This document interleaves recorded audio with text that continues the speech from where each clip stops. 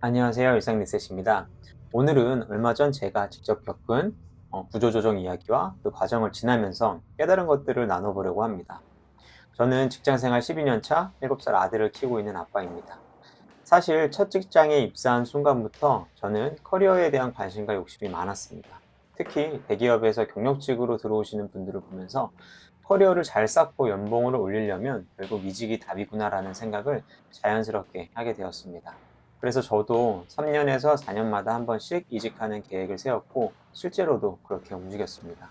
그 덕에 때로는 한 번에 40%, 50%씩 연봉이 오르기도 했고 첫 직장과 비교하면 훨씬 높은 연봉을 받으며 이렇게 커리어를 만들어 가는 거구나라는 나름의 성취감도 느낄 수 있었습니다.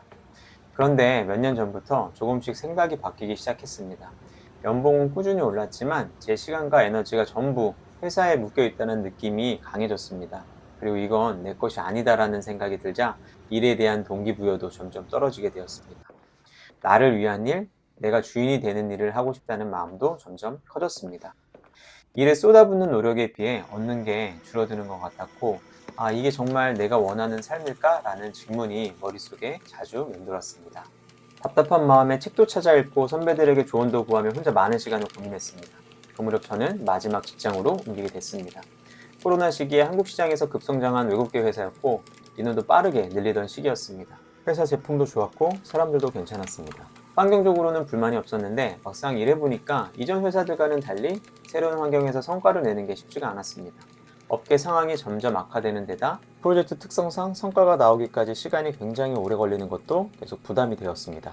그러던 중에 회사는 전 직원의 10%를 줄이는 구조조정을 발표했고 그 명단에 제 이름도 있었습니다. 사실 저는 몇 년 전부터 언젠가 회사를 나올 날을 생각하며 글을 쓰고 책을 쓰면서 마음의 준비를 해왔습니다. 그래서 막상 그 순간이 오면 담담할 줄 알았는데 상상 속 장면이 현실이 되자 혼란과 허무함이 동시에 밀려왔습니다. 원래는 올해 12월까지 근무를 하고 끝으로 기다려왔던 육아휴직을 쓸 계획이 있었거든요. 그래도 마음 한구석에서는 이제는 회사를 떠나도 된다라는 생각을 오래 품고 있었던 덕분인지 이번 구조조정이라는 예기치 못한 상황에서도 비교적 차분하게 받아들일 수 있었습니다. 몇몇 동료들은 멘탈이 강하다며 대단하다고 했지만 사실 저는 예전부터 이런 상황을 대비해 왔습니다. 아내에게도 늘 이야기를 했습니다. 생활비는 이렇게 운영하고 1, 2년 정도는 쉬면서 내가 할 일을 찾아보겠다고. 그래서 이번 일은 제가 애써 미뤄왔던 멈춤의 순간이 조금 일찍 찾아온 것뿐이라고 생각을 했습니다. 그렇게 받아들이고 나니 상황이 그렇게 절망적으로 보이지만은 않았습니다. 게다가 회사와 원만히 합의만 되면 예상보다 큰 위로금을 받을 수도 있었습니다. 현실적인 부분에서 한숨 돌릴 여유가 생기니 마음도 조금 가벼워졌습니다. 하지만 그렇다고 해서 주변의 시선이나 앞으로의 평판에서 완전히 자유로울 수는 없었습니다. 여전히 허전하고 쓰라린 감정이 남아있고 아직 다 추스르지 못한 부분도 많이 있습니다. 그럼에도 시간이 더 지나기 전에 지금 이 시기에 느낀 것과 배운 것을 정리해두고 싶었습니다. 그동안은 늘 바쁘게 달리느라 제 삶을 깊이 들여다볼 여유가 없었습니다. 그런데 구조조정이라는 큰 사건이 강제로 저를 멈춰 세웠습니다. 그리고 그 덕분에 처음으로 제 삶을 객관적으로 바라볼 수 있었습니다. 앞으로는 어떻게 살지? 이 질문이 머릿속을 떠나지 않았습니다. 그리고 그 답을 찾아가는 과정에서 저는 가장으로서 또 한 사람으로서 정말 중요한 것들을 많이 깨닫게 됐습니다. 이번 일을 겪으면서 5가지 정도로 크게 느꼈어요. 물론 사람마다 환경이나 상황, 성격, 가치관이 다 다르니까 그냥 제가 느끼고 생각한 걸 나누는 거라고 생각하시고 편하게 참고만 해주시면 좋을 것 같습니다. 첫 번째는 회사는 생각보다 많은 걸 해주고 있었습니다. 보험, 휴대폰 요금, 차량 유지비, 심지어 제 삶의 중요한 여러 혜택을 회사가 다 챙겨주고 있더라고요. 그걸 매달 월급 명세서에서 숫자로만 보다가 직접 부담해보니 실감이 났습니다.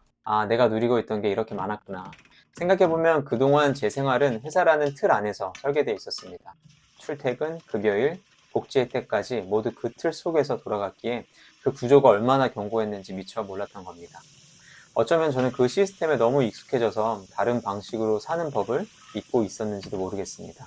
그래서 퇴사 후 가장 먼저 마주한 건 돈보다도 그 시스템이 사라진 자리의 공허함이었습니다. 두 번째, 명함이 사라지면 정체성도 흔들립니다. 회사에 다닐 때는 제 직함이 제 자신을 설명하는 가장 쉬운 방법이었습니다. 누굴 만나든 무슨 일 하세요? 어느 회사 다니세요? 라는 질문이 먼저 나오고 저도 제 이름보다 회사 이름을 먼저 말했죠. 하지만 명함이 사라지는 순간 나는 지금 어떤 사람이지? 라는 질문이 낯설고도 무겁게 다가왔습니다. 시간이 지나서야 깨달았습니다. 회사와 직함이 없어져도 제 경험과 능력, 그리고 제가 살아온 시간은 사라지지 않는다는 걸요. 다만 그걸 믿기까지는 꽤 시간이 필요했습니다. 세 번째, 월급의 안정감은 생각보다 큽니다. 직장에 있을 땐 매달 정해진 날짜에 통장에 찍히는 월급이 너무 당연했습니다.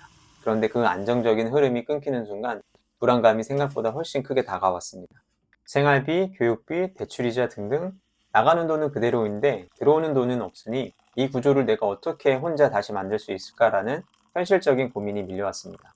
그때 깨달았습니다. 월급이라는 단순한 숫자가 주는 건 금전 이상의 심리적 안전망이라는 것을요. 그리고 그 안전망을 대신할 무언가를 미리 준비해두는 일이 얼마나 중요한지도 알게 되었습니다. 네 번째, 진실된 관계는 위기 때 드러납니다. 회사 다닐 때는 매일 마주치며 웃고 인사하던 사람들이 많았습니다. 점심을 함께 먹고 회식 자리에서 웃고 떠들며 친하게 지내던 동료들도 있었죠. 하지만 구조조정이 발표된 뒤에 연락을 준 사람은 생각보다 적었습니다. 오히려 전혀 예상하지 못했던 사람이 먼저 안부를 묻기도 했습니다. 그때 깨달았습니다. 명함이 없어도 이어지는 관계, 내가 아무것도 줄 수 없어도 곁에 남아주는 사람은 많지 않다는 걸요. 그리고 그런 관계는 많을 필요도 없다는 것도 알게 되었습니다. 몇 명이라도 진심인 사람이 있다면 그게 위기 속에서 버틸 수 있는 힘이 된다고 느꼈습니다. 다섯 번째, 자유에는 대가가 따릅니다. 퇴사 후 가장 크게 느낀 건 시간의 주인이 되었다는 점이었습니다.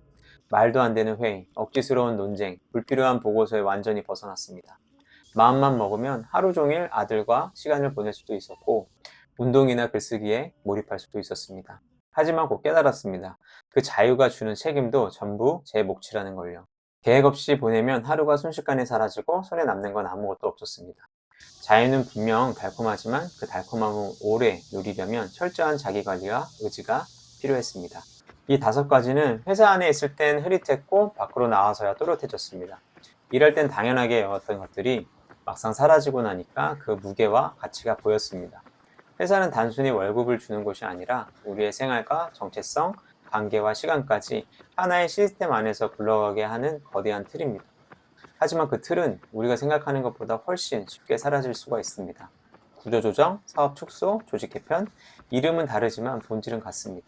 언젠가 그 순간이 나에게도 올 수 있다는 사실을 받아들이고 준비하는 것, 그게 회사를 오래 다니는 것보다 더 중요한 이유입니다. 그래서 저는 이렇게 생각합니다. 회사의 시스템을 최대한 활용하되 그 안에만 의존하지 않는 것, 언젠가 혼자서도 설 수 있는 날을 지금부터 조금씩 준비하는 것, 그래야 변화가 와도 당황하지 않고 스스로 방향을 정할 수 있습니다. 그리고 그때는 끝이 아니라 내가 원하는 방향으로 새로운 시작을 선택할 수 있는 힘이 생기지 않을까요?